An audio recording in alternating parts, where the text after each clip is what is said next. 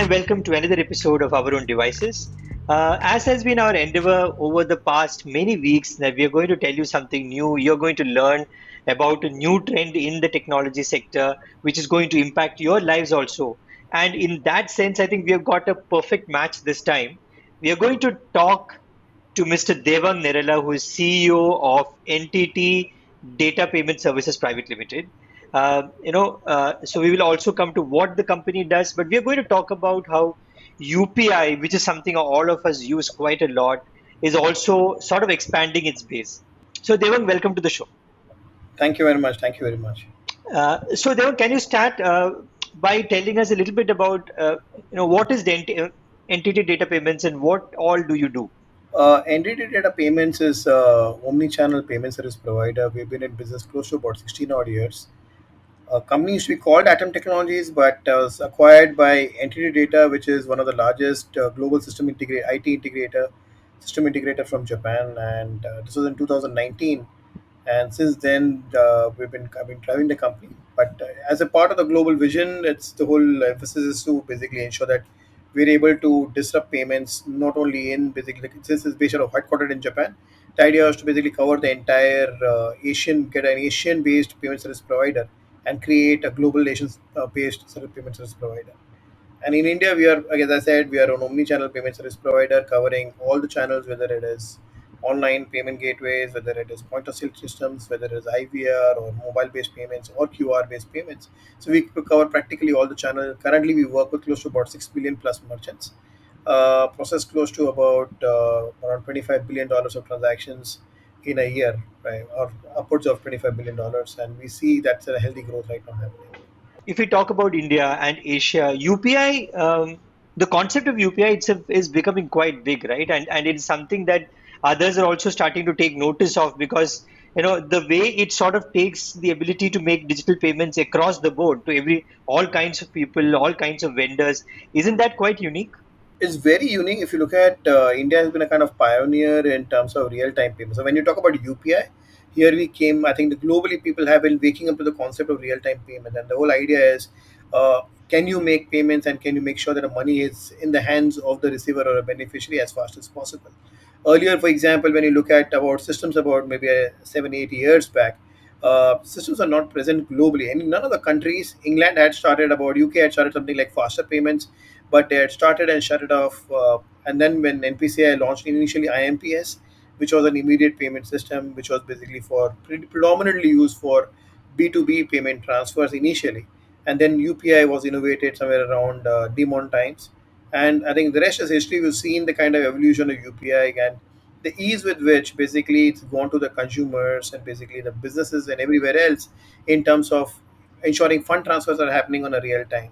And that's the beauty of it, because whether it is where you're going and making a payment to your near and dear ones, or you're going and making a payment to maybe your street vendors, the payments are done on a real time basis. And again, as I said, when you look at the ecosystem has been developed by basically the larger people who have gone down and deployed QR codes across the country, across small hawkers. So today, whether you go right from Kashmir to Kanyakumari or from basically right from Gujarat to maybe Assam, you will find a QR code not only in larger stores but also in very very small stores in rural areas in basically. So that's kind of unheard of practically anywhere else across the world. And when you compare this with people in Asia, now for example, Singapore has come down with basically the known form of real-time payments. Then subsequently, we had Australia looking at that sort of a pilot. US is just waking up right now, which is a kind of closed loop kind of real-time payment system. So every country and every domain is trying to wake up to basically the real-time payments bandwagon. I was at the Ahmedabad airport recently and I saw something very unique, which I had not seen before, is that it had a vending machine which was actually being powered by UPI and QR code. So, once you select what you want, a drink or whatever, then it generates a QR code for the exact amount as well as the product, and you pay and you immediately get it. So, like a concept like a vending machine, which is still not very popular in India, getting a very Indian spin because of UPI. That's also, I think, the kind of innovation this kind of a thing can also bring about, I think, will Yeah, be quite absolutely. unique. Yeah, absolutely. We are hearing about this integration of UPI with credit card. Can you explain how does this work and what are the opportunities and challenges here? So one, we've seen UPI being in use for the last 6 years. All of us have been consumers of UPI. We use it at various stores. We use it for transferring of funds. Credit card is the next level of evolution because so far, what has happened in UPI, you are linking your debit cards or your accounts to UPI. This is recently being launched at the Global FinTech Fest about a week back by NPCI, and where they've spoken about linking credit card on UPI. And initially, RBI had given a mandate to link RuPay credit cards on other schemes like Visa, Master, and Amex. Is maybe over a period of time. I'm sure they were hopeful and sure that they would do it. They would definitely do it. But the experience that was demonstrated out there was very seamless, similar to what we had done on normally your debit card and other things. You have a similar kind of a user experience for basically linking a credit card on a UPI app. So it's not like a unknown kind of an experience. You're entering your card number, expiry, CVV, and bingo, you're linking your card to your the UPI app that you're using out there. So that works pretty much the same way. Currently, it's been enabled on Beam as they had demonstrated. I think this would be very applicable on practically any of the other applications that are there in the market right now. And I think so that's basically on the linking side because there are two sides to it. One is getting a credit card linked to your basically app out there, and then second is basically the experience of going and making a payment typically to a merchant outlet or maybe to anybody else. So when you're looking at making a payment in a merchant outlet, there is a QR code. Typically, it's the same experience as what you've been having so far. Look at the experience. Go and scan the QR code, select the instrument that you want to pay with, enter the pin out there, and your transaction goes through. So that is basically a major step in terms of how credit cards are going to evolve over a period of time. If I understand this right, so far all the UPI transactions were happening directly from your account, and it was being deducted at the moment. Now you have the ability to make that a credit payment also, right? Yes, yes, from through your credit cards.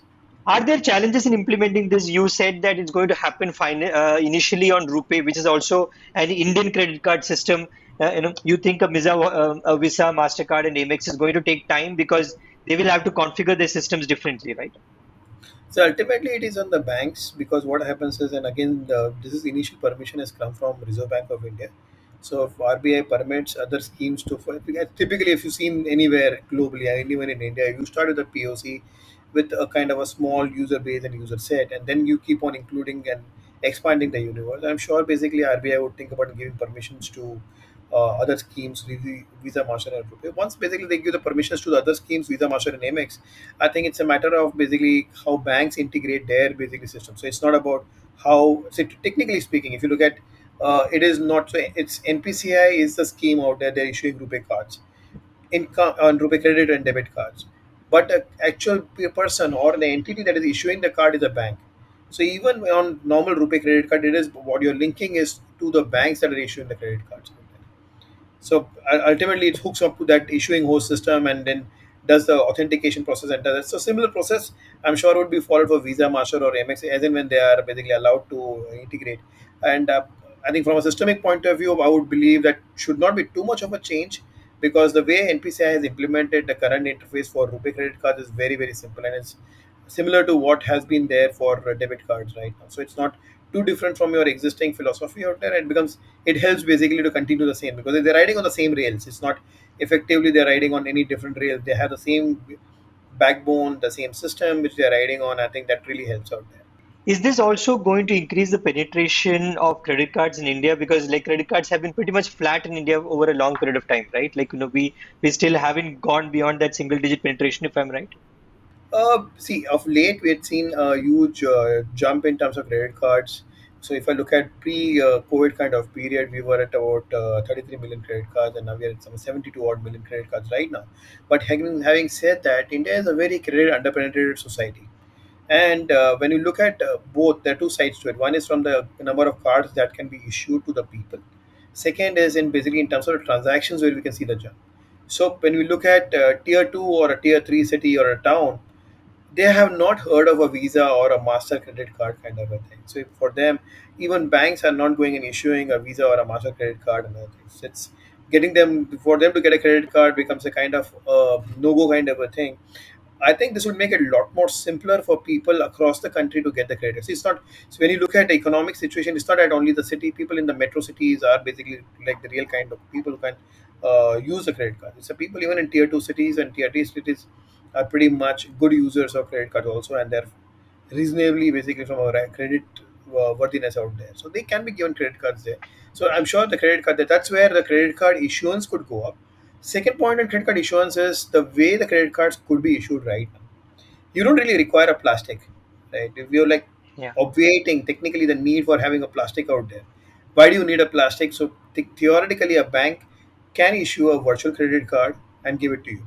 Now, for example, think of yourself. If you have your children also studying in colleges or anything, banks do permit you to use add-on cards out there. So you don't need to use an add-on card, which is a plastic card. You could practically have a virtual card being issued to you. You could link that card on your UPI app and use the UPI app pretty much everywhere. So that really, really will drive up basically the now the user base in terms of the credit cards.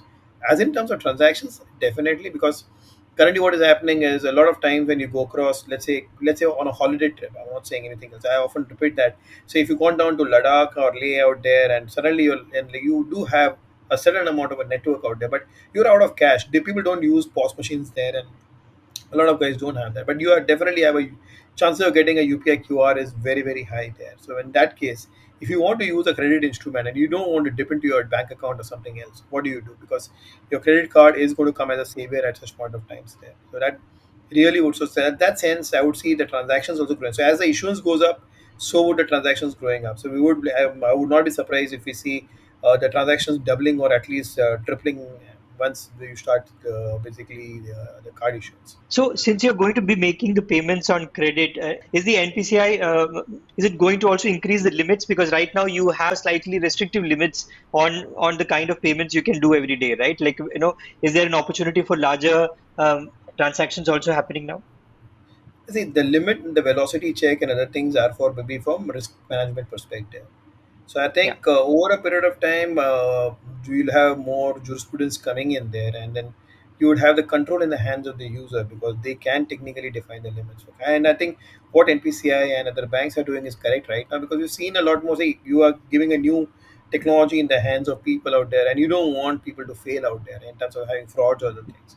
So I think the safety is very, very important out there, and a lot of times, a lot of people are very gullible out there, and we don't want basically people to fail. So I think yes, limits are going to be there, but my sense is at some point of time, just as you like look at your banking apps and all those things, when you use maybe or any of the banking apps, you have all your controls within the bank app itself. I'm sure similar thing will prevail, and you'll either use your banking apps to change your limits and everything else.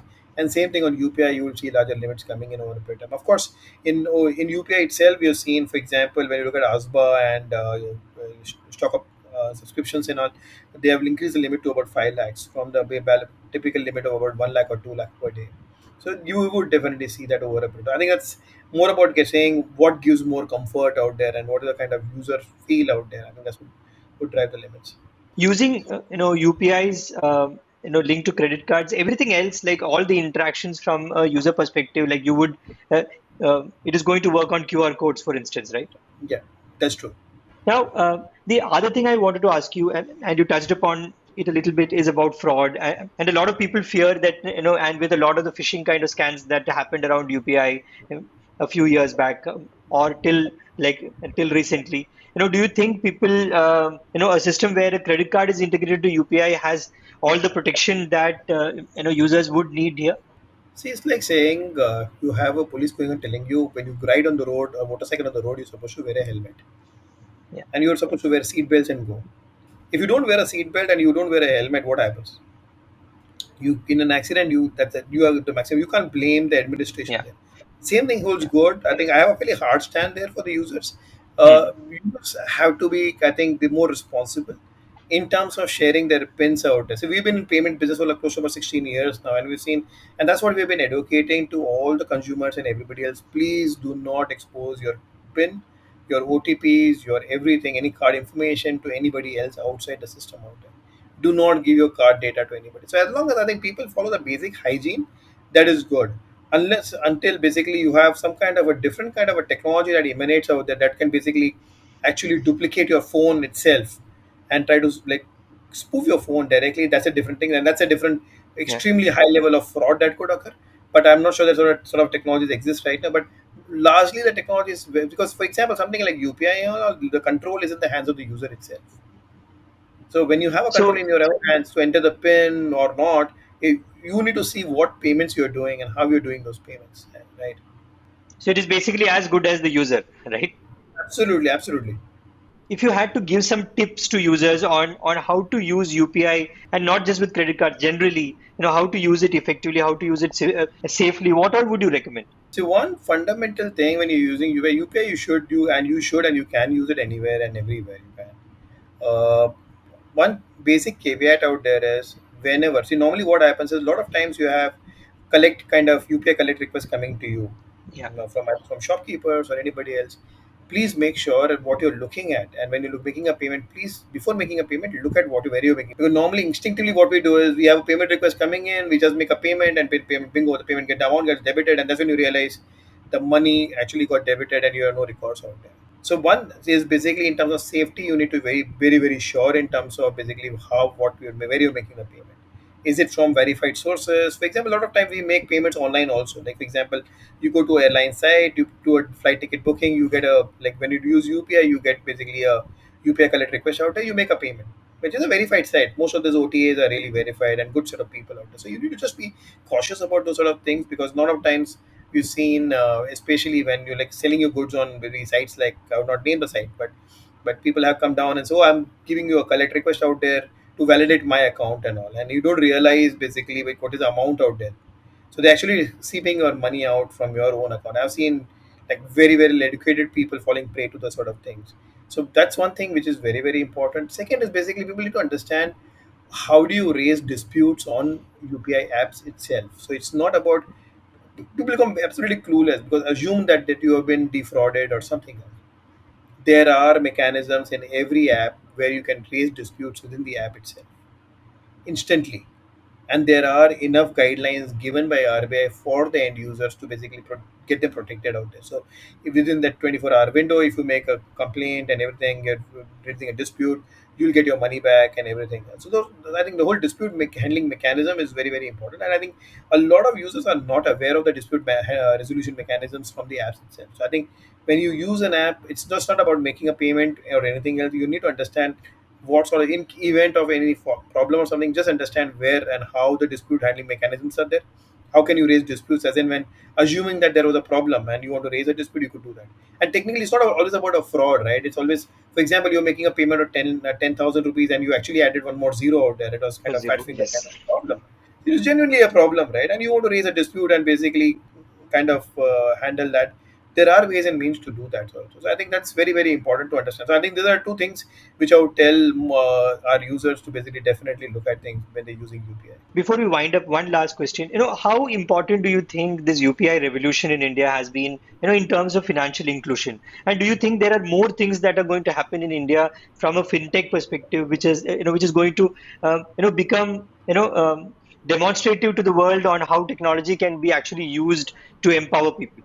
I think if you look at it, if I allude to what I said prior, just some time back, we've seen QR code being used from Kashmir to Kanyakumari and from Gujarat to basically Assam out there, and every nook and corner of the country. You go down to any small village or maybe a town or anywhere else, you'll see a QR code there. Now that's fundamentally you're getting the entire, so the whole population of the country has been brought onto the UPI bandwagon and the digital payments bandwagon, and that's only thanks to UPI.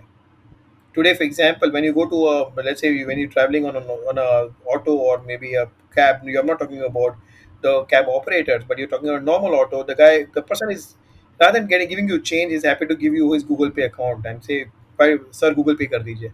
So the moment you Yeah. do that sort of a thing, that's where the revolution has stepped in, right? And when it hits the last common denominator of the population, the lowest, I think the poorest of the population, I think that's more important, and that's where we see. That's where I talk about financial inclusion happening, and a lot more things can happen. I think through UPI itself, that as a channel, it's like just simply exploded the way basically what people have been doing right now. I think around 6 years, 7 years back, I think we were kind of, we didn't expect, to be very honest, in terms of the number of transactions exploding to such a level, and whether do you have such a depth in the Indian diaspora itself? Because around just about 6 7 years back, we were arguing that Indian population is a cash hungry population. They do not want to go do anything other than cash. But now you see the transactions, you see the data and statistics are there in front of everybody, the way UPI has done. And then definitely the lesson for a lot of people, a lot of countries in the world out there.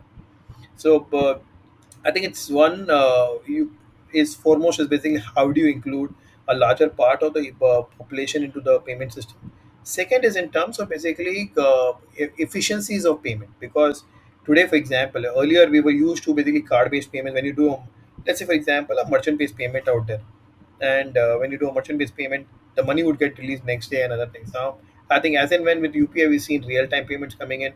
Payments are going on and flying on a real-time basis. So that difference of one day is basically like there's a lot of demand coming in from the business customers and all to make sure that they get the monies as early as possible. And if you look at traditional channels like Swift and other things, for example, global channels and all, you have money transfers happening 2 or 3 days or 4 days, and people technically are now talking about this. So when we look at this sort of technologies, everybody's talking about real-time payments and real-time settlements happening. Settlements could be happening anytime, but payments and money going transferring hands between beneficiary and remitters on a real-time basis. I think that's phenomenally a revolution for a world, and the scale at which it can happen. For example, you look at the India scale, because people talk about any other country. I don't think we have a scale like India that can be there anywhere across the globe. We have a population of 140 crores, and we look at the number of transactions that are happening on any given day right now in UPI, and this is just growing up day by day. And I think globally, no systems would be ready to handle this. So one is from the user perspective, second is from designing the tech perspective, because if I think the world has to realize that if a tech has been designed for India, it can work anywhere across the globe. I think that's earlier the Absolutely. philosophy is you have a third world country, you design a different tech for India, you give a like low level kind of a stuff to India. Yeah, But I dumbed don't down think that, version. yeah, the downgraded version, but you don't really now. I think it's going to be the other way around. Design for India, develop in India, and take it elsewhere. Then it is absolutely. Sir, so thanks for being on the show. It was a lot of insight, and again, this is something all of us use almost every day, and to the extent that we end up, crossing our limits of transactions, Yeah, because all our payments have moved to UPI. Like, we hardly carry cash with us anymore. So it was great listening to you. A lot of insight for our listeners this time again, and thanks for being on the show. thank you very much, and I'm happy to contribute anytime, and happy to interact with the users anytime, and your review Yeah, audience thank you, sir. anytime. So you were listening to Dewang Neralla, who is CEO of NTT Data Payments, and you were listening to Our Own Devices with Nandagopal Rajan. We'll be back again next week with another guest. Till then, goodbye.